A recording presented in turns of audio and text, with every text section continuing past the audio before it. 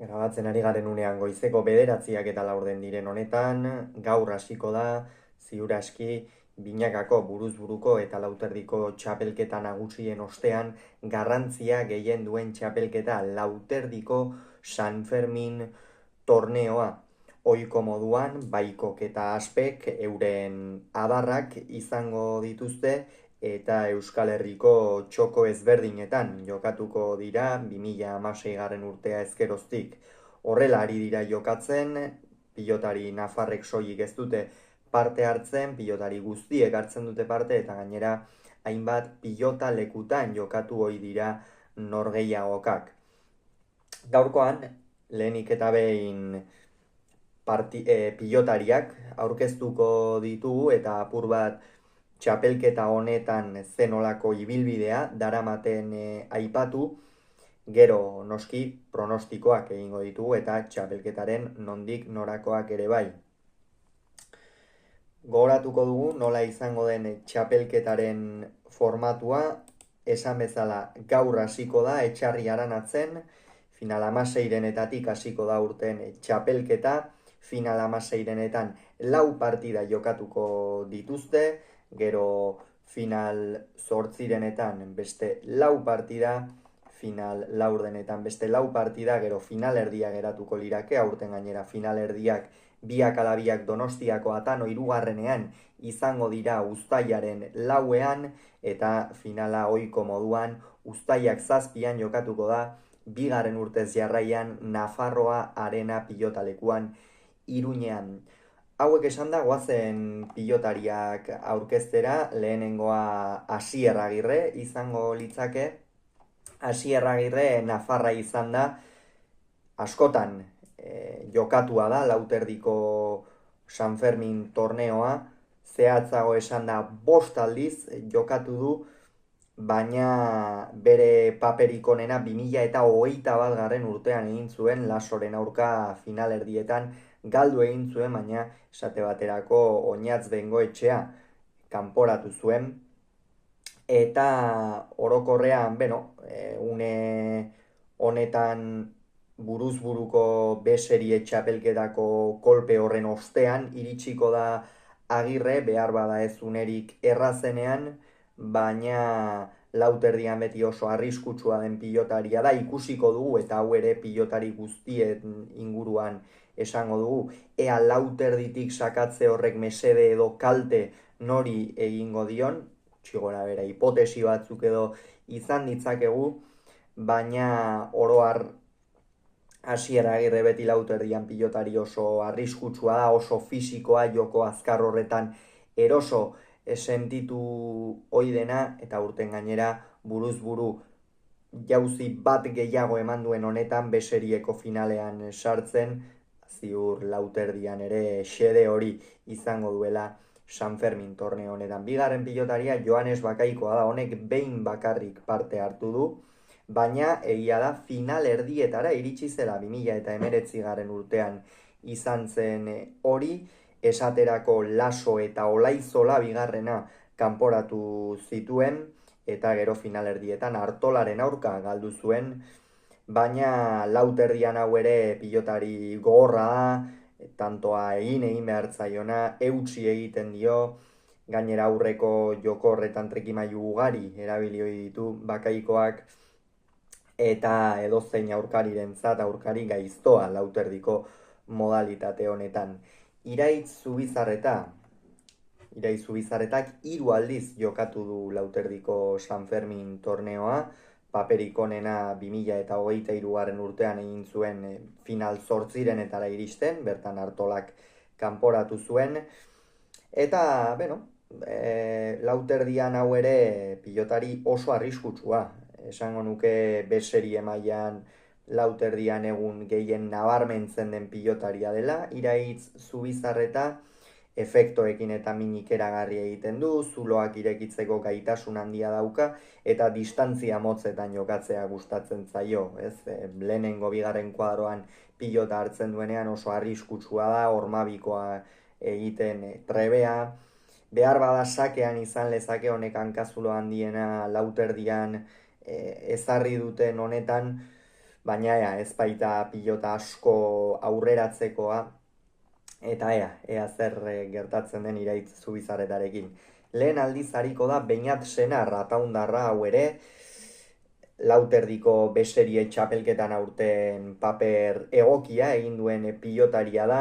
baina egia da gehiago buruz-buruko modalitateetan nabarmentzen den pilotaria dela, eta beraz ikusiko dugu ea nola moldatzen den ataundarra. Dariok 3 aldiz jokatu du San Fermin torneoa, badakigu Darioren modalitate gustukoena buruz-burukoa dela, hor lortu ditu emaitza honenak, binaka eta lauterdian askoz ere gehiago kosta zaio, batez ere ez delako tantoa erraz amaitzen duen pilotaria, hala ere azpiko kolpe horietan eta arriskutsua izan ohi da beti, baina errealitatea da jokatu dituen 3 San Fermin torneoetan ez duela kanporak eta bakar bat ere igaro, eta horrek erakusten ditu Dariok dituen gabeziak. Julen Egiguren honek ilusioan dizartuko du, azkenean San Fermin torneoak berezi egiten duena, edo nik uste pilotazalearentzat erakargarria dena, naiz eta partidak oso desorekatuak diruditen, B-serie mailako batentzat lehen mailako baten aurka jokatzea, edo behintzat normalean B-serie mailan aritzen den batentzat ikeragarria da. Hori, esaterako Egigurenek irabazten badu, Peio Etxeberriaren aurka jokatuko luke, eta abar luze bat, ezta? Salaberriak esaterako 2 urtetan jokatu du Jokin Altunaren aurka. Halako partidek ere, batez ere B-serian jokatzen duen pilotariarentzat motivazioa sortzen dute, badakitelako erakusleio bat izan daitekela gerora ere, eta etorkizunean aukerak edukitzeko, eta Julen Egigurenek aukera paregabea dauka, horretarako lauterdian erakutsi du, zenolako maila duen, hau ere defentsan pilotari handia, behar bada azken bolada honetan tantoa amaitzea gehixeago kostatzen ari zaio, buruz-buru ere ikeragarri kostazitzaion, baina lauterdian beti kontuan hartzeko pilotaria, Julen Egiguren. Aitor Elordi honek 2 aldiz jokatu du txapelketa, 2023an eta 2024an, bietan ez du finalerdietara sailkatzerik izan, 2023an Altuna kanporatu zuen final laurdenetan, 2024an lehenengoan kalera joan zen, Salaberriaren aurka Hernanin, baina aurten aurrekoan Bizkaia torneoan fin ikusi genuen, azken bolada honetan ere txisparekin ikusten dugu behintzat, eta txispa hori mantendu eta paperon bat edo ezustekoren bat eman lezaken Aitor Elordi. Iker Salaberria, lauterdian behar bada B-serie mailan azken urtetan Zubizarretarekin batera gehien nabarmendu den pilotaria. 3 parte hartze ditu, Altunak kanporatu zuen 2021an final laurdenetan, 23an Etxeberriak eta 2024an ere Altunak final laurdenetan, egia esan ez ditu bat ere aurkari xamurrak izan, kanporatu dituzten aurkariak izen handiak dira, eta zibur txapelerako hautagai moduan ez du hartuko noski Salaberria, baina beti horri ibili daitekeen pilotaria da, iruditzen zait oso pilotari zuzena, hor sakearekin ez, behar bada honek ere lauterdian punpa egin behar izatearekin gabeziak izan ditzake gerora, baina tanto amaitzeko erraztasuna, jokaldiak egitekoa, beti pilotari arriskutsua lauterdian. Erik Jakak 6 aldiz parte hartu du San Fermin torneoan, egia esan orain arte ez ditu emaitza oso onak lortu, onena 2023an finalera iritsi zen Altunaren aurka, eta bertan galdu egin zuen. Erik Jaka nola itzultzen den, azken bolada honetan ez baitu oso fin ikusi, besamutur horrek, urrezko besamutur horrek funtzionatzen dion, beretzako ere funtsezkoa izango baita, eta are gehiago udan eta bero gehiago egiten duenean, eta partidek fisikoki gehiago exigitzen dutenean, defentsan ez duen askotan aritu behar, eta batez ere tantoak amaitzerako garaian trebe dabilen. Iker Larrazabal honek 2 aldiz parte hartu du, 2023an eta 2024an lehenengoan agur esan zion txapelketari, 2023an Urrutiko Etxearen aurka eta 2024an Jakaren aurka. Aurten buruz burukoan sekulako papera egin duen pilotaria izan da Iker Larrazabal, lehendabiziko partidan jada Ezkurdiaren aurka ezusteko eman zuen, gero gainera Altunari irabazi zion, Darioren aurka ere buelta itzela eman da, eta lauterdian behar bada gehiago kostatzen zaio, azpiko kolpe hori maneiatzen eta oraindik espaitabil oso fin, baina bolea ikeragarria du, bolea azpilota asko hartzen baditu aurkariari min ikeragarria egin diezaioke, eta sakean asmatu beharra dauka honek ere, honi lauterdian botea eman behar izate horrek nola eragiten dion, baina iruditzen zaitor gako handi bat egongo dela Iker Larrazabalek paperon bat egin dezan edo ez. Javi Zabala honek behin hartu du parte, 2024 urtean azken edizioan Ezkurdiaren aurka galdu zuen final 8renetan, honek ere lehengoan ikusi genuen, lauterdian ez dela bere modalitate gustukoena, distantzia labur horietan eta kostatzen zaio, defentsan eta ere oso eskura ematen dizkio pilotak aurkariari, egia da, bigarren setean edo bigarren jokoan apur bat gehiago hobetu zuela, baina oroar ez zait iruditzen hautagaietan artean sartzekoa nahi ararra. Bai, hautagaien artean sartzekoa Pello Etxeberria izango dela. Pello Etxeberriak 5 aldiz jokatu du Nafarroako lauterdiko txapelketa, San Fermin torneoa, eta ia esan aurkari handiak izan ditu aurrean, pentsa Altuna eta Ezkurdia, bi horiek soilik izan dira gai Pello Etxeberriari San Fermin torneoan irabazteko, beste inork ez dio irabazi, eta aurten iruditzen zait aurrera pauso bat emateko garaia baduela, Bizkaia torneoan jokatu dituen bi partidetan oso maila honean ikusi dugu, bai erasoan eta bai defentsan, ezkerrarekin kantxa erdian hartzen duenean horrek ikeragarri balio du,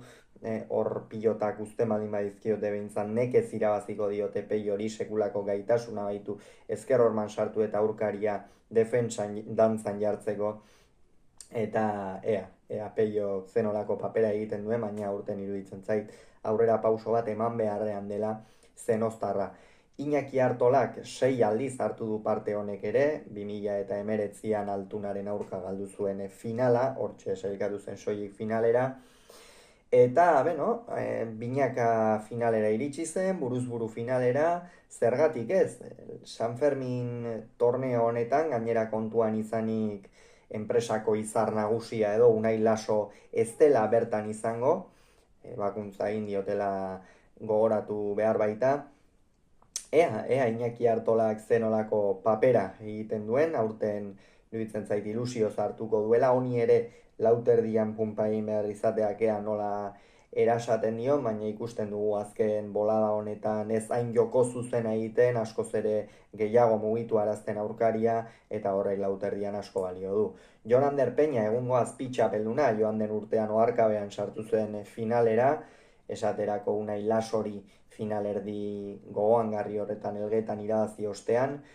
4 aldiz parte hartu du, lehen urtean jokatu zuen lehen aldiz finala,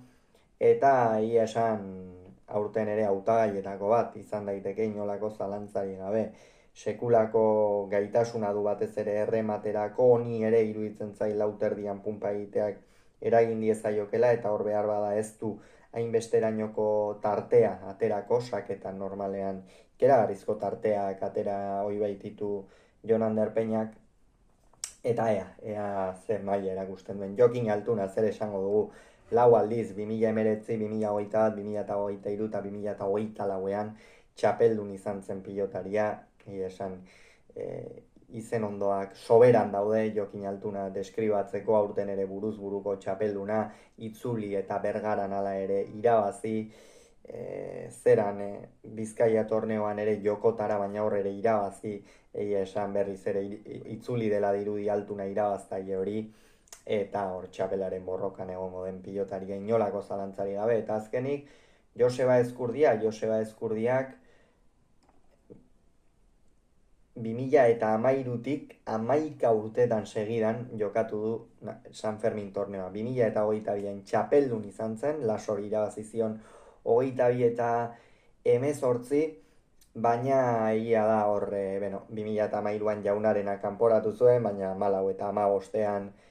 Irujo eta Olaitzolaren aurka galdu zituen, Irujoren aurka finalerdia eta Olaitzolaren aurka finala, 2016an Urrutiko Etxearen aurka finala galdu zuen, hau da, bi final jokatua da, Altuna izan da bere etxai nagusia, 2018, 2019, 2021, 2023 eta 2024ean, hau da, 6 aldiz kanporatu du, pentsa, eta hori, horrek zerbait esan nahi du, ezta? Hala ere hautagaien artean sartzeko pilotari inolako zalantzari gabe. Eta oraingoa zen pronostikoekin. Final 16etan gaur Etxarri Aranatzen Agirre eta Bakaikoa izango dira. Ez da pronostiko erraza, baina hau azkar egingo dut, nik hemen Agirre ikusten dut favorito. Etxarri Aranatzen askoz garbiago ikusten dut, Iraitz Zubizarreta izango da favorito bainat Senarren aurka. Dario eta Igurenen artean begira hemen busti eta Eiguren esango dut. Dario lehengoan ere eskumuturrean min hartu zuen, ez genuen segurtasun handiarekin ikusi, eta Eigurenek lauterdian asko jokatzen du. Elordi Salaberria, Elordi hartuko dut favorito, naiz lehengo urtean irabazi egin zion Salaberriak. Ondorioz final 8etan Zaldibarren, Agirrek eta Zubizarretak jokatuko lukete, hemen Iraitz ikusten dut favorito.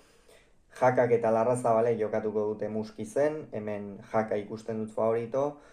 Zabalak Egigurenen aurka jokatuko luke seguran, nik hemen Egiguren ikusiko nuke favorito. Eta azkenik Peio Etxeberria eta Elordiren arteko horretan Peio ikusten dut favorito. Final laurdenetan Artolak Zubizarretaren aurka jokatuko luke, hemen nik Artola ikusten dut favorito. Peña eta Jakaren arteko horretan Peña hartuko dut favorito. Altuna eta Egigurenen arteko partida horretan noski Jokin Altuna, eta Ezkurdia eta Peio Etxeberriaren artekoan Peio Etxeberria hartuko dut favorito. Final aurrekoan, beraz, Artola eta Peña geratuko lirake, hemen Iñaki ikusten dut favorito, eta beste adarrean Altuna eta Peio Etxeberria, eta hemen Altuna eta Artola favorito ikusiko nituzke, eta finalean beraz Altuna ikusten du favorito, Altuna eta Artola geratuko litzake gure ustez finala moduan, baina ea zer gertatzen den, txapelketa benetan zirraragarria, gaur emango zaiona hasiera Urrestian, eta ea zer gertatzen den.